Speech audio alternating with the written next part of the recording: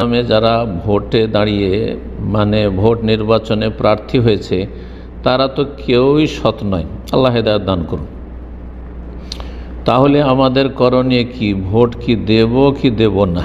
জি, vote দেওয়ার ক্ষেত্রে দেখবেন যে ভোট দিলে ইসলাম এবং মুসলিমদের, যে দেশে বাস করছেন সেই দেশে মুসলিমদের বৃহৎ স্বার্থ ভোট দেওয়াতে রয়েছে না ভোট বয়কট করা রয়েছে।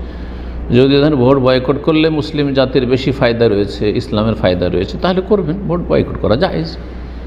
কিন্তু যদি দেখেন যে ভোট বয়কট করলে দেখা যাচ্ছে যে আরও খারাপ লোকগুলি চলে যাবে বা খারাপ দল যেটি ইসলাম বিদ্বেষী, ইসলামের শত্রু দল, সেটি চলে আসবে, তাহলে তখন ভোট দেবেন। ভোট দেওয়ার ক্ষেত্রে যারা ইলেকশনে দাঁড়িয়েছে, প্রার্থী হয়েছে, তারা প্রায় সব অসৎ। আপনি যদি বলেছেন কেউ সৎ নয়, হতে পারে কেউ সৎ আছে, তবে সবাই একই স্তরের নয়।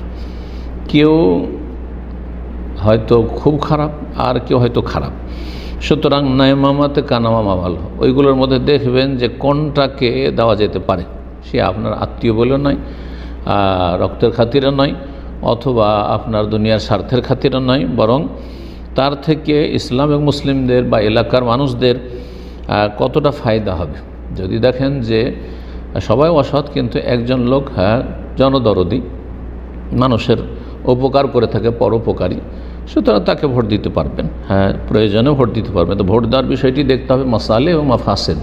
ভোট দেওয়ায় উপকারিতা রয়েছে না অপকারিতা রয়েছে, বৃহৎ স্বার্থ কিসে রয়েছে, এই বিষয়টি অবশ্যই সেখানকার ওলামায়ে কেরামদেরকে বিবেচনা করতে হবে এবং সেখানকার জনগণ ওলামায়ে কেরামদের কাছ থেকে দিক নির্দেশনা নেবেন।